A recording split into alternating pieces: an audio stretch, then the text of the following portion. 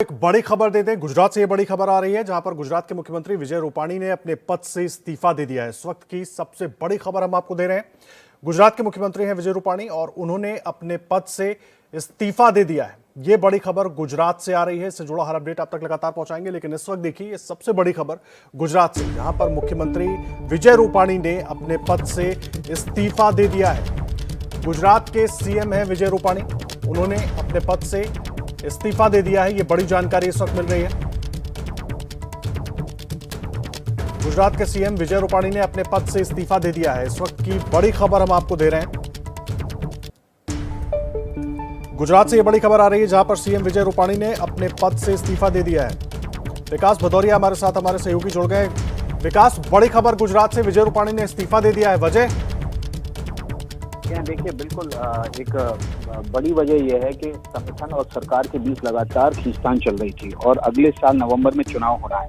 उससे पहले विजय रूपाणी और संगठन के बीच जो खींचतान चल रही थी, उसको लेकर पार्टी को लगातार और इसी वजह से अब से करीब 3-4 महीने पहले पार्टी ने यह तय कर लिया था कि विजय रूपाणी को अब अपने पद से इस्तीफा देना होगा।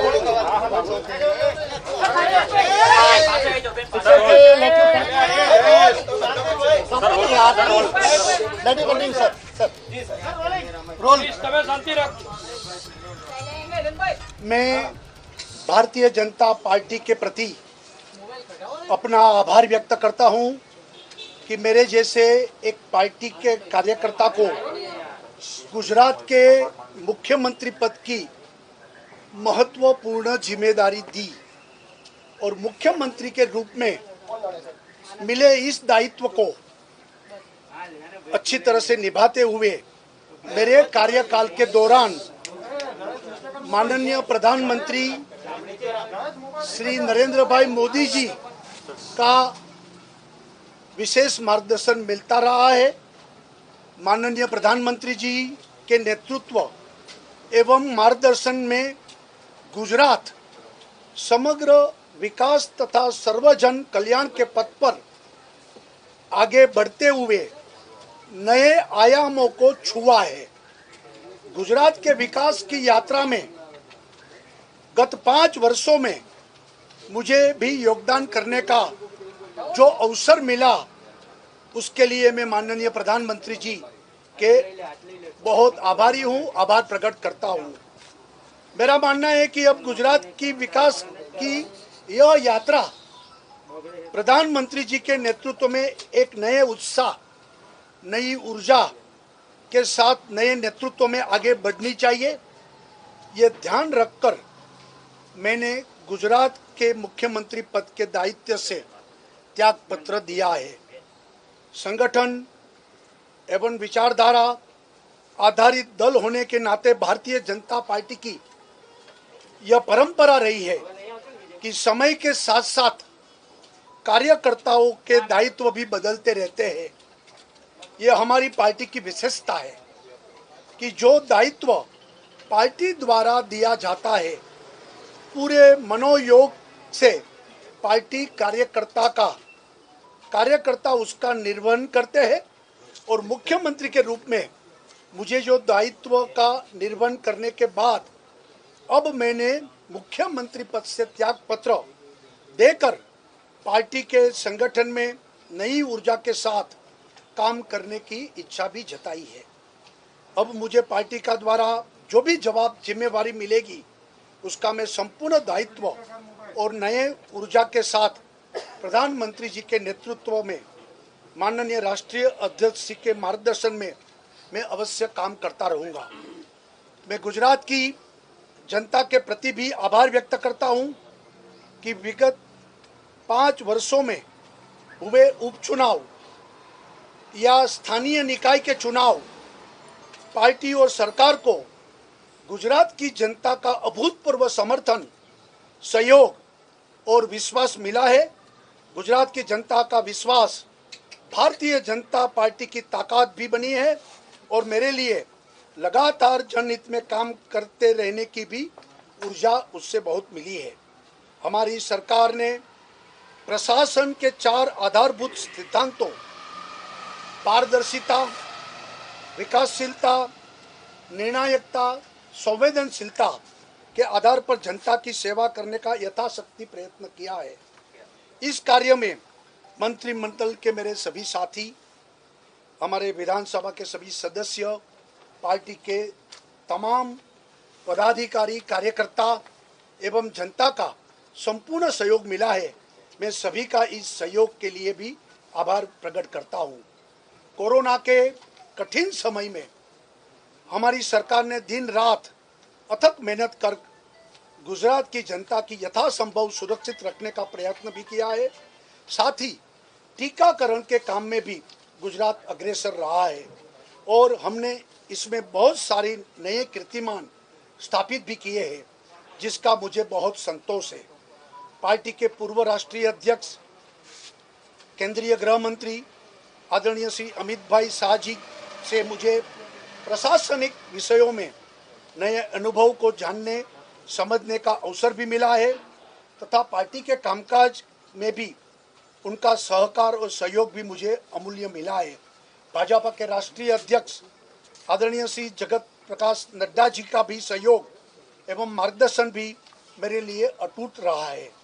मेरा त्याग पत्र से गुजरात भारतीय जनता पार्टी के नए नेतृत्व को अवश्य अवसर मिलेगा तथा हम सब एकजुट होकर माननीय प्रधानमंत्री जी के नेतृत्व में गुजरात की इस विकास यात्रा को नई ऊर्जा, नए उत्साह, नए नेतृत्व के साथ आगे अवश्य लेकर जाएंगे। विजय भाई, आपने ये बताया अपने 5 साल का कार्यकाल सब कुछ सही था, तो कहाँ चुक रहे, क्यों इस्तीफा देने की जरूरत है? नहीं, हमारे पार्टी में ये स्वाभाविक प्रक्रिया है। कार्यकर्ता को अलग अलग समय पर अलग अलग दायित्व मिलता है। हम पद नहीं बोलते हैं, जिम्मेवारी बोलते हैं। मुझे 5 साल के लिए मुख्यमंत्री की जिम्मेवारी दी, ये भी बहुत बड़ा एक समय है और 5 साल मैंने काम किया। अब पार्टी मुझे जो जिम्मेवारी सौंपेगी वो मैं करूंगा। ये हमारे स्वाभाविक प्रक्रिया है। संगठन के साथ लगातार टकराव, पाटिल जी ने कहा था कि 2022 का चुनाव भी विजय रूपाणी की सरकार में ही लड़ा जाएगा, तो फिर ये क्यों? अरे, हम सब नरेंद्र मोदी जी के नेतृत्व में हर चुनाव लड़ते हैं। विजय रूपाणी के नेतृत्व का सवाल नहीं है और किसी का नेतृत्व का सवाल नहीं है। मोदी जी के नेतृत्व में भारतीय जनता पार्टी सभी राज्यों और केंद्र में चुनाव लड़ती है। इस बार भी हमारे पास बहुत मजबूत नेतृत्व है। उनके नेतृत्व में हम अवश्य चुनाव लड़ेंगे और अच्छी तरह से जीतेंगे।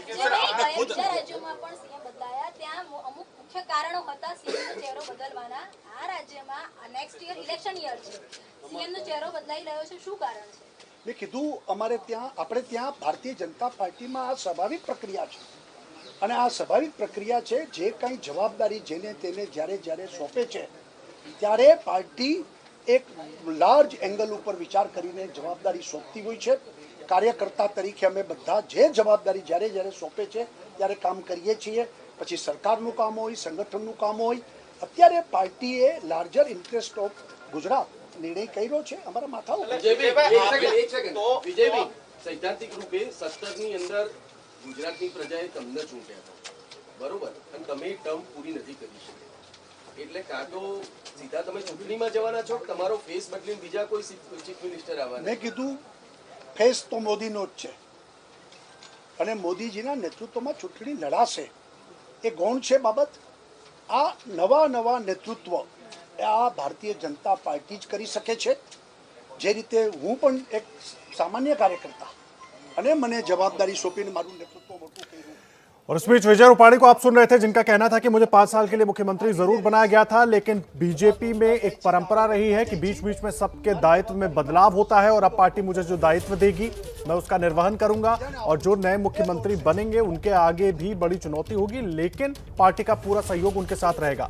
अचानक विजय रूपाणी ने इस तरह से इस्तीफा दिया है। संगठन में अंदर खाने कहीं ना कहीं खींचतान को लेकर पहले भी बातें होती रही, लेकिन बार बार केंद्रीय नेतृत्व की तरफ से यह जरूर कहा गया कि अगला जो 2022 में गुजरात में चुनाव होगा वो विजय रूपाणी के ही नेतृत्व में लड़ा जाएगा।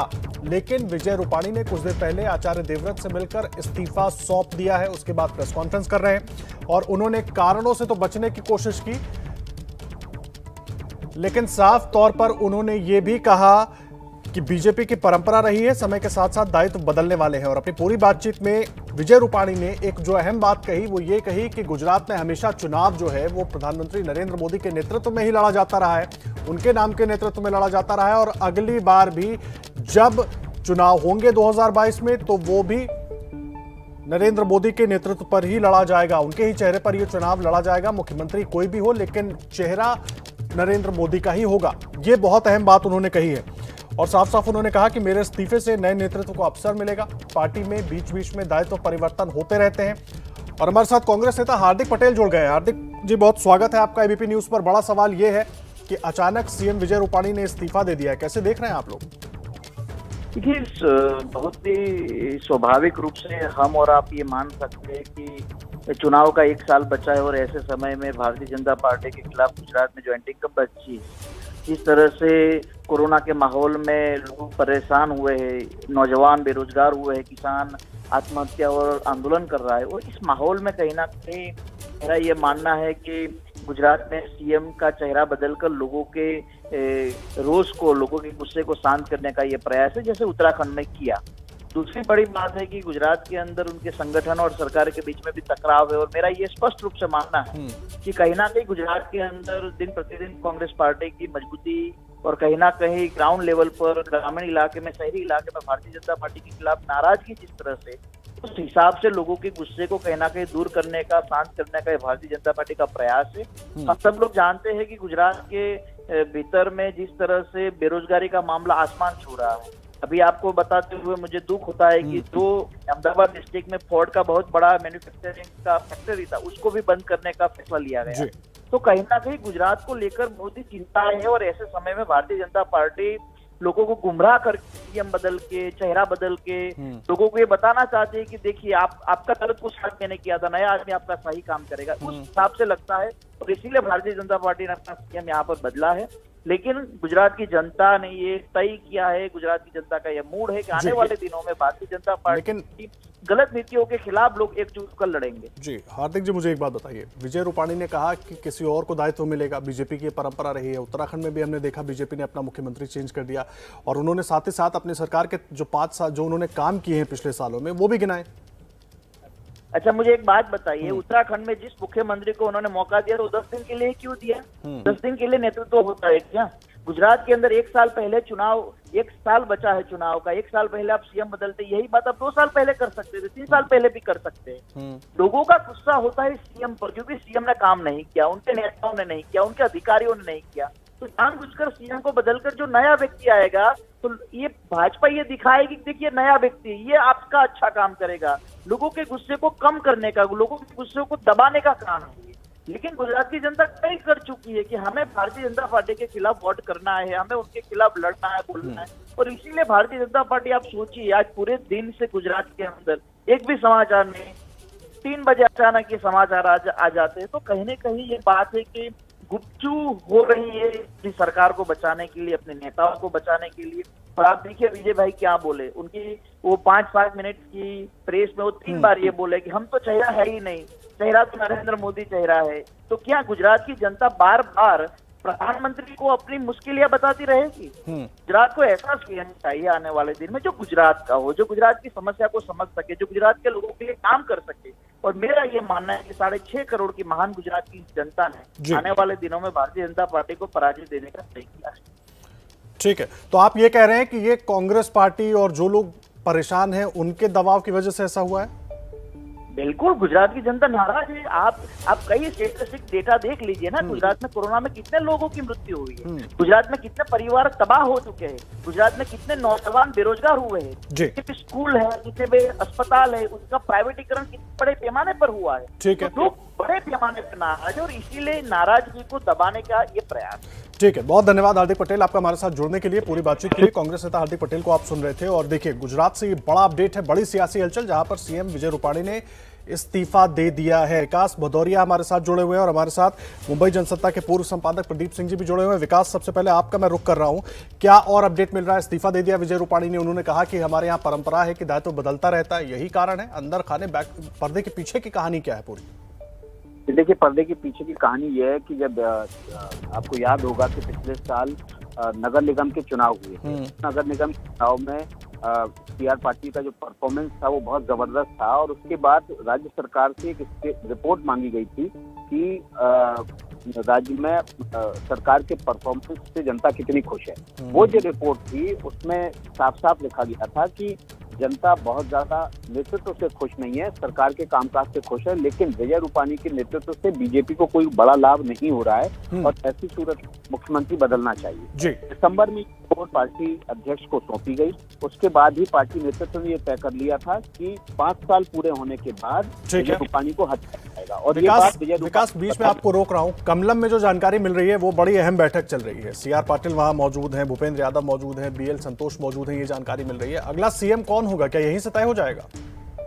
बिल्कुल नहीं। देखिए, ये जो बैठक चल रही है ताकि विधायक दल की बैठक का समय और स्थान मुकर्रर किया जाए। हालांकि जो तय हुआ है उसके मुताबिक कमलम में ही या स्वर्ण संकुल में ये विधायक दल की बैठक होगी और ये बैठक कल ही बुलाई जाएगी और उसी के लिए जो आखिरी मिनटों की तैयारियों के लिए इससे जुड़ी बैठक होती है वो की जा रही है। इसमें बीजेपी के राज्य के जो महामंत्री हैं वो भी मौजूद हैं और संगठन मंत्री भी मौजूद हैं। BL संतोष के अलावा धर्मेंद्र यादव भी, जो कि गुजरात के प्रभारी, वे भी मौजूद हैं।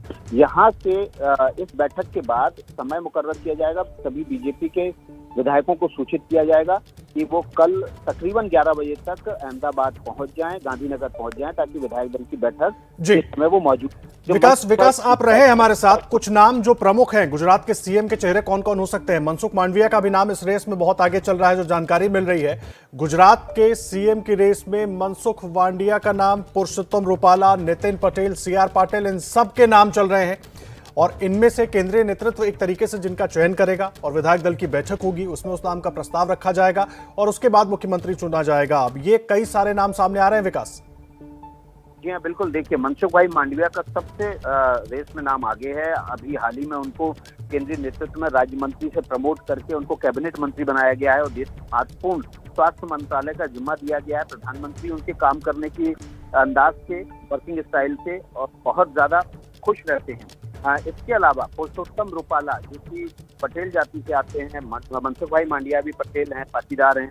पुरुषोत्तम रूपाला वो भी एक बड़ा नाम है और ये माना जा रहा है कि पुरुषोत्तम रूपाला भी मुख्यमंत्री की रेस में सबसे आगे हैं। इसके अलावा उप मुख्यमंत्री नितिन पटेल और प्रदेश अध्यक्ष CR पाटिल, जो कि माइक्रो मैनेजमेंट के बड़े खिलाड़ी माने जाते हैं और हाल ही में हुए चुनाव में, जो नगर निगम के चुनाव हुए थे, उसमें बीजेपी ने ऐतिहासिक जीत दर्ज की थी गुजरात में और ये जीत इतनी बड़ी थी कि नरेंद्र मोदी के वहां पर मुख्यमंत्री रहने के दौरान भी इस आंकड़े को बीजेपी ने कभी नहीं छुआ था। तो इसलिए माना जा रहा है कि माइक्रो मैनेजमेंट के बड़े खिलाड़ी CR पाटिल, जो कि प्रदेश अध्यक्ष भी हैं, वो भी मुख्यमंत्री की रेस में है। विकास, एक बात मुझे और बताइए। कहा यह जा रहा है कि परसों रात ही ये जो आज हो रहा है, जिस तरीके से विजय रूपाणी ने इस्तीफा दिया, इसकी पटकथा लिखी जा चुकी थी, लगभग तय हो चुका था सब कुछ। देखिए, परसों रात जरूर अमित शाह अहमदाबाद के दौरे पर गए थे। निजी कारण था, हालांकि लगातार बातचीत केंद्रीय नेतृत्व से चल रही थी। उसके लिए विशेष रूप से अमित शाह को जाने की जरूरत नहीं थी। लेकिन ये जो रिपोर्ट थी राज्य सरकार की, जो कि पिछले दिसंबर में दी गई थी राज्य सरकार के नेतृत्व को लेकर, उस रिपोर्ट पर दिसंबर में तय हो गया था कि विजय रूपाणी जाएंगे और उसको ये बता दिया गया था कि आपको 5 साल कार्यकाल पूरा करने का मौका मिलेगा, उसके बाद पार्टी नेतृत्व आपको हटाने का फैसला ले चुकी है, आपको सही समय पर बता दिया जाएगा। 7 अगस्त को इस साल उनके 5 साल पूरे हुए और उसी के बाद से लगातार इंतजार किया जा रहा था। जिनको जानकारी थी कि विजय रूपाणी का इस्तीफा होना है, कि विजय रूपाणी कब इस्तीफा देंगे।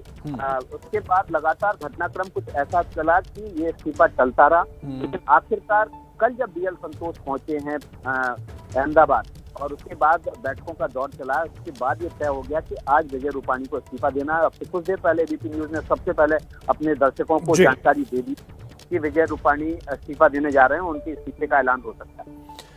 जी विकास, आप रहे हैं। रोहन गुप्ता कांग्रेस नेता भी हमारे साथ जुड़े हुए हैं और निकुंज जानी हमारे सहयोगी राजभवन से जुड़े हुए हैं, सीधा गुजरात से, उनका भी रुख करेंगे। लेकिन रोहन गुप्ता, सबसे पहले मैं आपका रुख कर रहा हूं। गुजरात से बड़ा अपडेट, CM विजय रूपाणी ने इस्तीफा दे दिया है, आपकी प्रतिक्रिया? देखिए, जिस प्रकार से भाजपा में एक नई स्टाइल शुरू हुई है कि पहले 5 साल की विफलताओं का सेलिब्रेशन करें और फिर मुख्यमंत्री बदले, जिस प्रकार से कोरोना काल हो और प्रकार से गुजरात का बुरा हाल हुआ है जनता का, मुझे लगता था कि इतना विफल शासन कोई राज्य में नहीं रहा है। और जिस प्रकार से 5 साल का सेलिब्रेशन किया, तब से ही लग रहा था कि रूपाणी जी को अपना जो इस्तीफा देना पड़ेगा।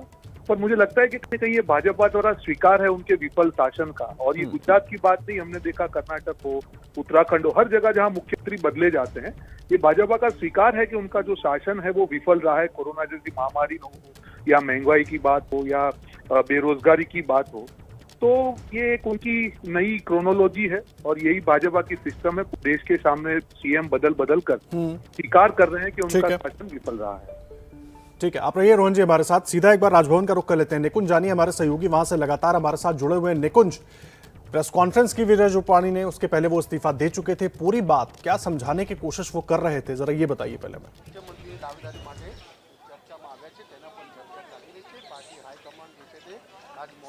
जी, एक लाइन में कहे तो मुख्यमंत्री जो इस्तीफा देके प्रेस कॉन्फ्रेंस करने पहुंचे तो उन्होंने कहा कि मेरी रेस यहीं तक की थी, आगे और कोई खिलाड़ी जो है वो यहाँ से मुख्यमंत्री का चार्ज और ये इस रेस में वो आगे बढ़ेगा।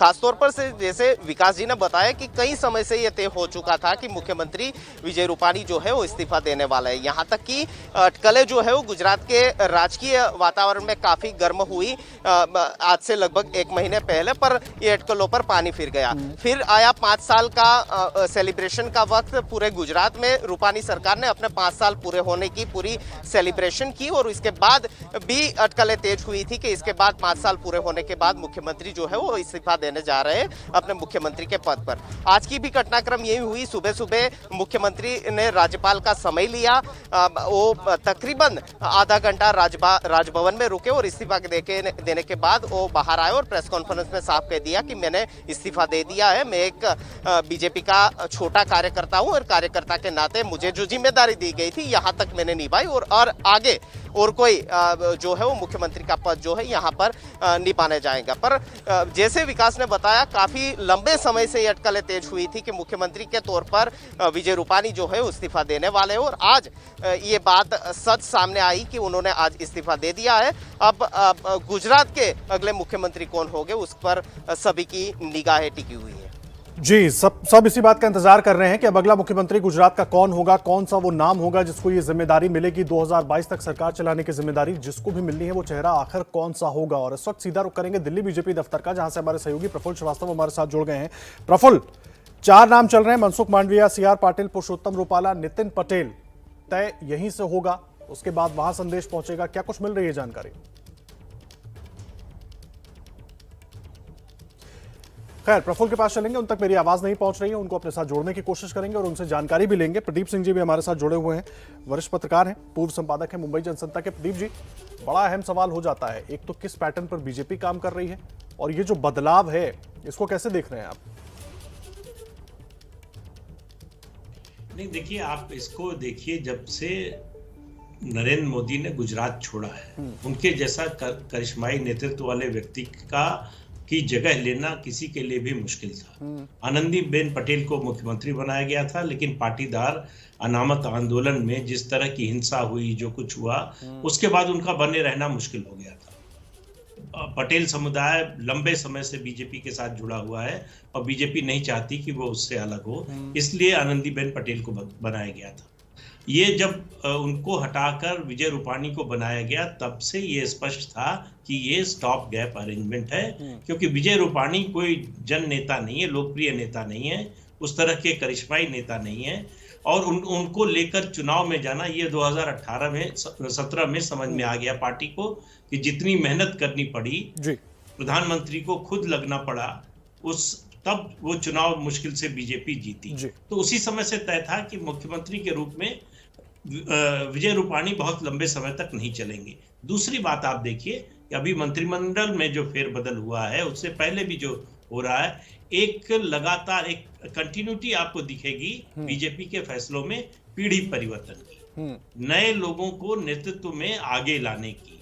तो ये हमने मंत्रिमंडल के पुनर्गठन में भी देखा और मुझे लगता है जिस तरह से बदलाव हुआ है उत्तराखंड में, फिर कर्नाटक में, अब गुजरात में हो रहा है, ये पार्टी संदेश देने की कोशिश कर रही है कि हम भविष्य की बीजेपी का नेतृत्व तैयार कर रहे हैं। इसलिए मुझे लगता है 2 नाम जो है, खासतौर से मेरे हिसाब से मनसुख भाई मांडविया जो है वो नंबर 1 पर, CR पाटिल नंबर 2 पर मुझे लगता है। मुझे कोई जानकारी नहीं है, लेकिन मेरा मानना है कि जिस तरह मनसुख भाई मांडविया की प्रशंसा करते हैं प्रधानमंत्री मोदी। उन्होंने आज से 4-5 साल पहले ही कहा था ये बहुत प्रतिभाशाली व्यक्ति है और बहुत आगे तक जाएगा। तो प्रदीप जी, एक चीज इसमें बीच में मैं जोड़ना चाहूंगा, मंत्रिमंडल में अभी शामिल किया है सीधे परिवर्तन तो बीजेपी कर रही है, जिस तरह से आप कह रहे हैं पीड़ितों को आगे लाने की, वो भी एक पक्ष है, लेकिन दूसरा पक्ष ये भी है कि दिसंबर में ही जो राज्य संगठन है उसकी तरफ से ये एक रिपोर्ट बनाई गई थी। रिपोर्ट में कहा गया था कि वो रिपोर्ट बहुत ज्यादा फेवर में नहीं थी विजय रूपाणी के, बस इंतजार हो रहा था कि इस्तीफा कब देंगे। तो बीजेपी लगातार मौके की तलाश में थी, केंद्रीय संगठन मौके की तलाश में था कि कब हालात ठीक रहे और इस्तीफा लिया जाए और परिवर्तन किया जाए, क्योंकि आगे चुनाव के लिए भी तैयारी करनी है। अब बिल्कुल देखिए, अगर वो रिपोर्ट संगठन की ना आती तब भी परिवर्तन होता, लेकिन उस रिपोर्ट ने पक्का कर दिया कि परिवर्तन बहुत आवश्यक है। 2022 के चुनाव से पहले हर हाल में नेतृत्व परिवर्तन होना चाहिए।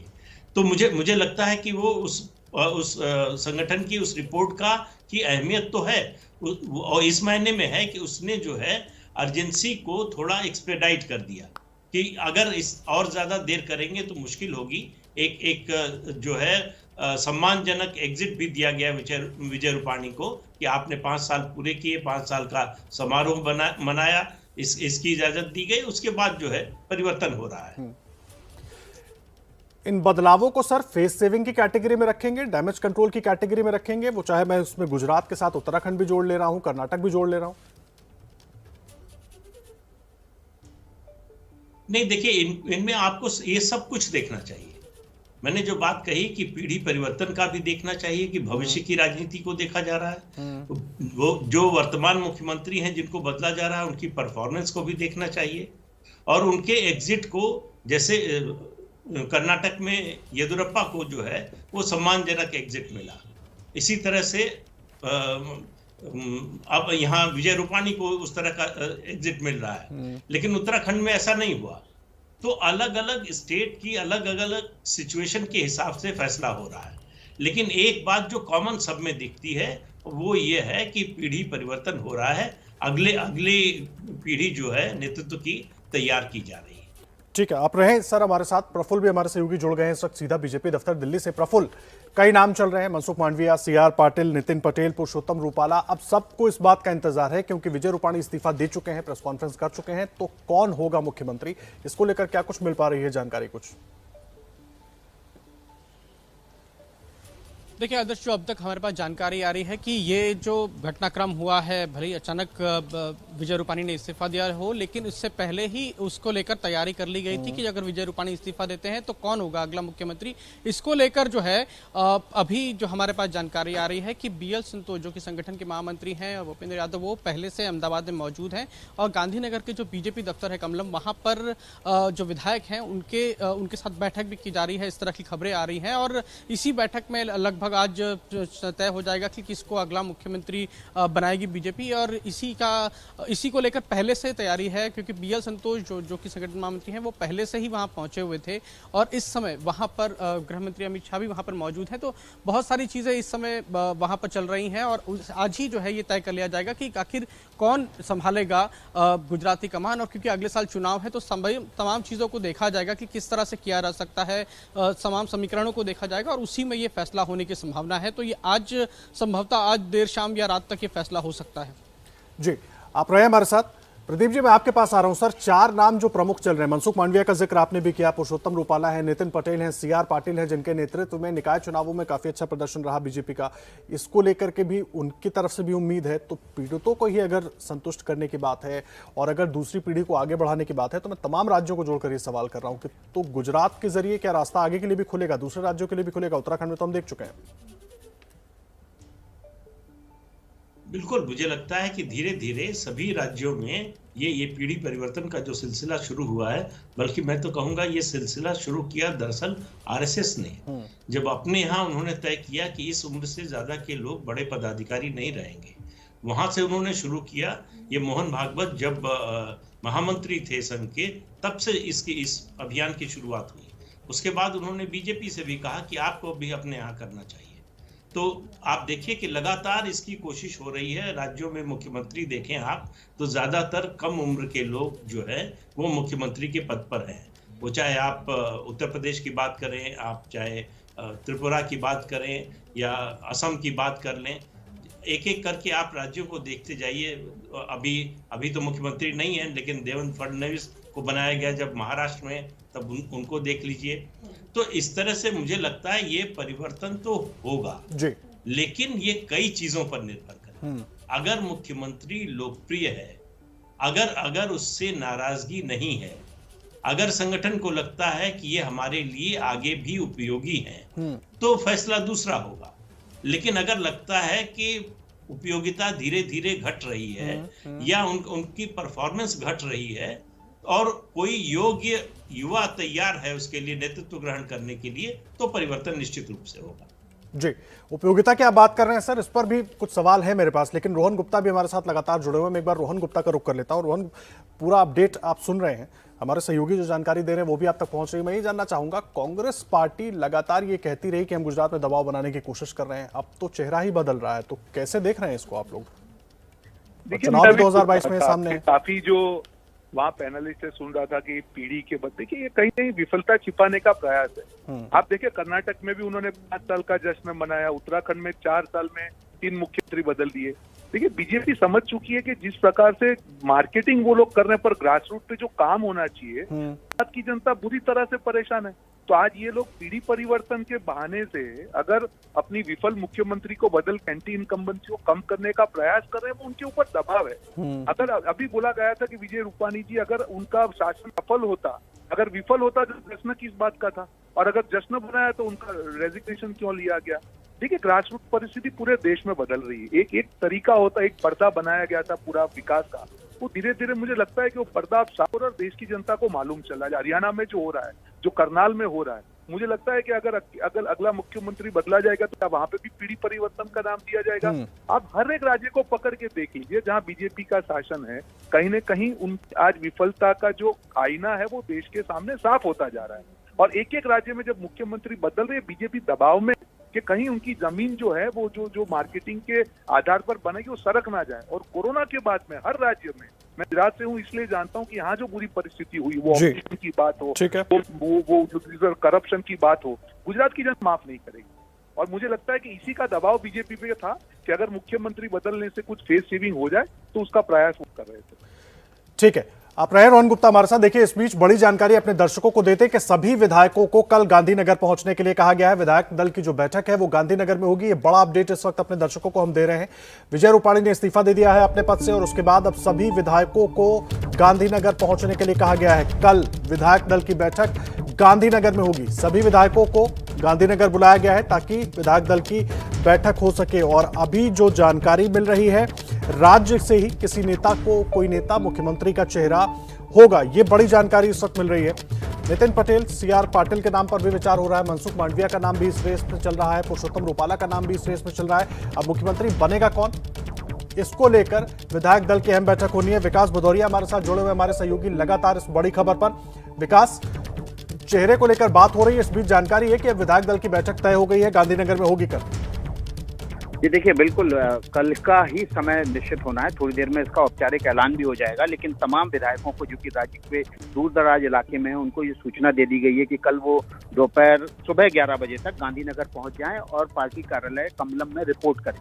आपको बता दूं कि गांधीनगर में जो बीजेपी का मुख्यालय है कमलम जिसका नाम है, वहां पर इस वक्त बैठक भी चल रही है और कल के बैठक के तमाम इंतजाम से जुड़े हुए औपचारिकताएं वहां पर पूरी की जा रही हैं। इसमें प्रदेश अध्यक्ष सीआर पाटिल के अलावा राष्ट्रीय संगठन मंत्री बीएल संतोष और गुजरात के प्रभारी और केंद्रीय मंत्री भूपेंद्र यादव भी वहां पर मौजूद हैं और प्रदेश के तमाम महामंत्री पदाधिकारी इसमें मौजूद हैं। संभवतया कमलम में या फिर स्वर्ण संकुल में ही ये बैठक बुलाई जाएगी और जिसमें नए मुख्यमंत्री का चुनाव होगा। आपको पता है कि जो नाम है वो सबसे पहले वीपी न्यूज ने चलाया है, पुरुषोत्तम रूपाला, नितिन पटेल, सीआर पाटिल और मनसुख भाई मांडविया। ये वो 4 नाम है जो मुख्यमंत्री की रेस में आगे हैं। लेकिन आखिरी विधायक दल की बैठक में किसके नाम का प्रस्ताव रखा जाता है विजय रूपाणी की तरफ से, ये भी देखना बहुत इंटरेस्टिंग होगा। अभी लगातार बैठकों का दौर, केंद्रीय नेतृत्व आपस में एक दूसरे से संपर्क में है। आखिरी मोहर किसके नाम पर लगती है, ये देखना बहुत ही दिलचस्प होगा। ये पूरी प्रक्रिया है विकास, लेकिन नाम पर कहीं ना कहीं चर्चा हो तो जरूर चुकी होगी कि कौन से नाम हो सकते हैं, तभी ये 4 नाम आगे चल रहे हैं। जिस तरह से प्रदीप सिंह जी भी कह रहे थे, मनसुख मांडविया का मैं जिक्र कर रहा हूं क्योंकि उनको लेकर प्रधानमंत्री नरेंद्र मोदी कई बार उनकी तारीफ पहले भी कर चुके हैं। हाँ जी हाँ, देखिए बिल्कुल प्रधानमंत्री नरेंद्र मोदी उनकी तारीफ कर चुके हैं। मनसुख भाई मांडविया लगातार अपने अच्छे परफॉर्मेंस की वजह से प्रमोशन भी पा रहे हैं, लेकिन उसके बावजूद अभी जैसा आसार दिख रहे हैं, पार्टी को ये तय करना बाकी है कि क्या सांसद को वो भेज सकते हैं विधायक दल मुख्यमंत्री बना के, या फिर विधायकों में से ही किसी को चुना जाएगा। तो इस पर काफी कुछ निर्भर करेगा कि अगला मुख्यमंत्री कौन होगा। जितनी मेरी जानकारी है उसके मुताबिक अभी तक पार्टी एक फैसला लेने की स्थिति में पहुंची है। कौन होगा मुख्यमंत्री, इस पे आखिरी मोहर प्रधानमंत्री लगाएंगे और विधायक दल की बैठक में विजय रूपाणी उस नाम का प्रस्ताव रखेंगे और फिर बाकी विधायकों और सांसदों। विकास, आपको बीच में मैं रोक रहा हूं, इस वक्त शंकर सिंह वाघेला साहब हमारे साथ जुड़ गए हैं, पूर्व मुख्यमंत्री गुजरात के। वाघेला साहब, बहुत स्वागत है आपका एबीपी न्यूज पर। अचानक इस्तीफा हो जाता है, कैसे देख रहे हैं इस खबर को आप? किस तरह से कोशिश हो रही है? समाचार मिले कि गुजरात के मुख्यमंत्री ने रिजाइन किया है। देखिए, यहाँ ये तो नाम के मुख्यमंत्री थे, भले आदमी थे, लेकिन पूरा शासन जो एडमिनिस्ट्रेशन चलता है दिल्ली से, और सो कॉल्ड कमांड जो है वो पार्टी और पब्लिक को फॉर ग्रांटेड चलते हैं। न पब्लिक की पड़ी है न पार्टी की पड़ी है। अपना जो विम होता है वो उल्लू सीधा करने के लिए, चाहे कोई भी स्टेट हो, गुजरात हो, यूपी हो, बिहार हो, कोई भी हो, अपने हिसाब से पार्टी चलती है। आने वाले दिनों में वो किसी को भी मुख्यमंत्री बनाए, चाहे एमपी को बनाए या हमारा होम मिनिस्टर खुद यहाँ आए या कोई भी बनाए, लेकिन इससे कोई सुधरने वाला मामला नहीं है। ये तो टेक फॉर ग्रांटेड पार्टी को और पब्लिक को है। वो नतीजा पब्लिक की इनको रिजल्ट दे देगी। अभी ज्यादा यहाँ गुजरात में बचा नहीं है, भी है इनके लिए इधर से इधर करने के लिए।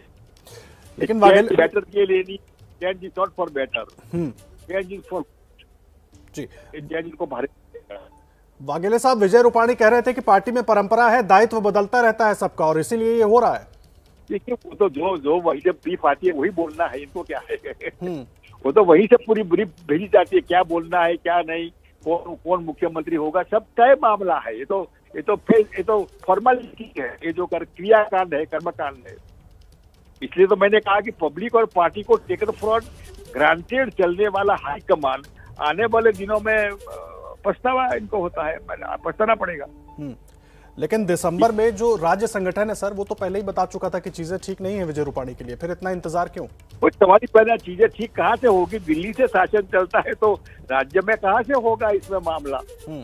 रूपाणी को कहाँ कोई राइट था काम करने का? पूरा ब्यूरोक्रेट्स कंट्रोल में रहते थे, किसको क्या करना क्या नहीं, अपने हिसाब से होता रहता था इनका तो नहीं। लेकिन बार बार एक बात मैं समझना चाहूंगा आपसे, बीजेपी के केंद्रीय नेतृत्व की तरफ से और पार्टी के जो पदाधिकारी उनकी तरफ से ये बार बार कहा जाता रहा कि नेतृत्व परिवर्तन के जरिए एक दूसरी पीढ़ी, सेकंड लाइनअप भी तैयार करने की कोशिश हो रही है। इस नजरिए से भी इस कदम को देखा जाना चाहिए।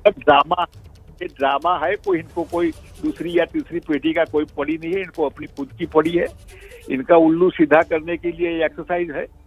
गुजरात में लॉस केस है। आने वाले दिनों में बीजेपी बहुत खराब ढंग से पब्लिक के दिमाग में से उतर रही है, और ये चेंज नॉट फॉर बेटर है, ये चेंज फॉर वर्स्ट है। ठीक है, धन्यवाद सर हमारे साथ जुड़ने के लिए, अपनी बात रखने के लिए बहुत धन्यवाद। विकास भदौरिया लगातार हमारे सहयोगी जुड़े हुए हैं। विकास के पास और भी कुछ अपडेट है। विकास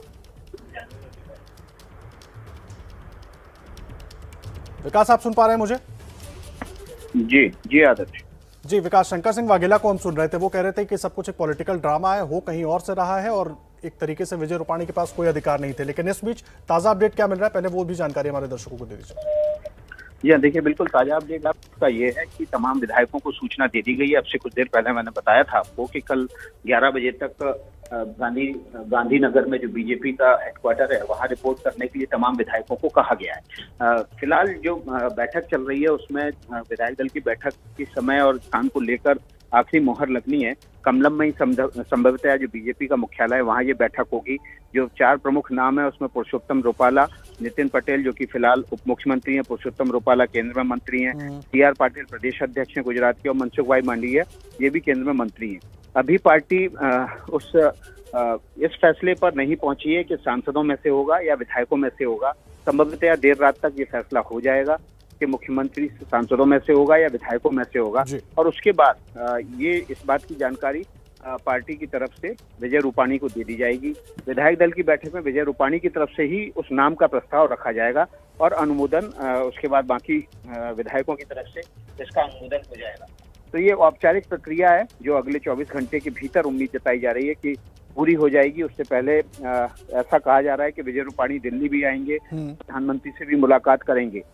लेकिन अभी ये प्रक्रिया आज ही होगी या कल होगी या परसों होगी, इसको लेकर अभी समय और तारीख को वर्कआउट किया जा रहा है। लेकिन फिलहाल जो महत्वपूर्ण बैठक चल रही है वो बीजेपी के मुख्यालय गांधीनगर में चल रही है और यहीं से खबर निकलेगी कि विधायक दल की बैठक कल कितने बजे होगी और किस वक्त और कहां पर होगी, और उसके बाद ही गुजरात को अपना नया मुख्यमंत्री मिलेगा। ये भी बहुत देखना इंटरेस्टिंग होगा, दिलचस्प होगा कि इस बार मुख्यमंत्री क्या पाटीदार होता है या गैर पाटीदार होता है, या विजय रूपाणी की तरह ही जो जाति की राजनीति के खिलाफ प्रधानमंत्री नरेंद्र मोदी जिस तरह से संकेतों की राजनीति करते हैं, उसी तरह कोई ऐसा व्यक्ति मुख्यमंत्री बनाया जाएगा जो गुजरात को एक तरह से एक बार फिर से इस ऐसे जाति का मुख्यमंत्री दिया जा सके जिसकी कास्ट बेस बहुत ज्यादा बड़ी ना हो।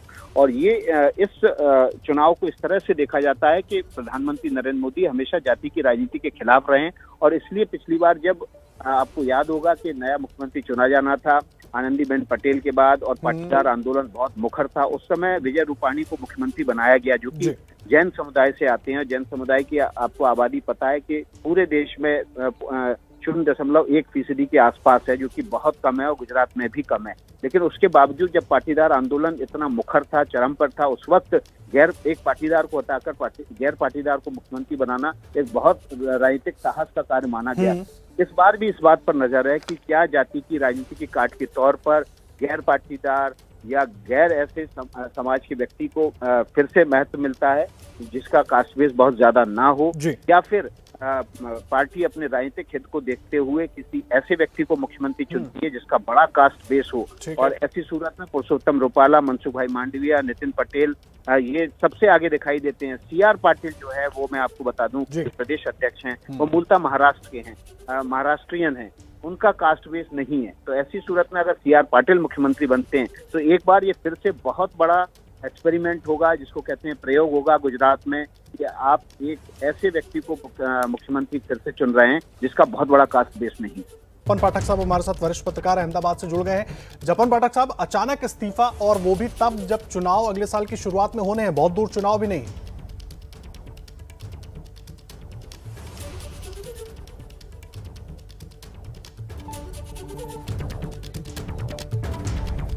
जपन पाठक साहब हमारे साथ जुड़े हुए हैं। सर, आप तक हमारी आवाज अगर पहुंच रही है तो आप अपना माइक अनम्यूट करें और फिर अपनी बात रखें। सर, आपकी आवाज हम तक नहीं पहुंच रही। जी, मेरी आवाज अब सुनाई दे रही है आपको? जी, हम सुन पा रहे हैं आपको, आप अपनी बात कहिए। जी, तो मैं आपका सवाल के जवाब में ये कह रहा था कि इस तरह से चुनाव से पहले मुख्यमंत्री बदलना ये तो एक आम प्रैक्टिस है। अगर आप देखें तो नरेंद्र भाई को भी गुजरात में चीफ मिनिस्टर के तौर पे लाया गया था केशुभाई को हटा के, तो उसके बाद भी कोई ज्यादा साल नहीं थे चुनाव के, कोई ज्यादा समय नहीं था। और आनंदीबेन को हटाकर अगर विजय रूपाणी को चुनाव से पहले लाया गया था तो वो भी आप देखें तो इसी तरह का माहौल था। तो चुनाव से पहले बाकायदा सर्वे होता होगा पार्टी का। पार्टी के जो भूपेंद्र यादव है, जो इंचार्ज है, वो कुछ महीनों पहले यहाँ पे आए थे, रुके थे और कुछ 30-32 जैसे तो पार्टी के लीडर्स के साथ 1-to-1 उन्होंने मीटिंग की थी तकाइजा लेने के लिए कि पार्टी का यहाँ पे अब इलेक्शन का 1.5 साल बाकी है तो माहौल क्या है। उसके सिवा भी और भी पार्टी के वरिष्ठ लोग यहाँ पे आए थे जो संगठन में काम करते हैं वो, और उन्होंने भी 1-to-1 मुलाकातें की थी। ये अभी आप देखें तो अमित शाह अभी 2 दिन पहले अचानक रात को 8 बजे आए थे, गुरुवार को आए थे यहाँ पे, और शुक्रवार को सुबह तो निकल गए थे। तो वो मीटिंग किस लिए थी उसके बारे में भी तर्क वितर्क चल रहे थे। तो अगर आप उसको सीक्वेंस में देखें तो ये इतना भी सरप्राइजिंग नहीं लगता, हालांकि समय सरप्राइजिंग है आज का।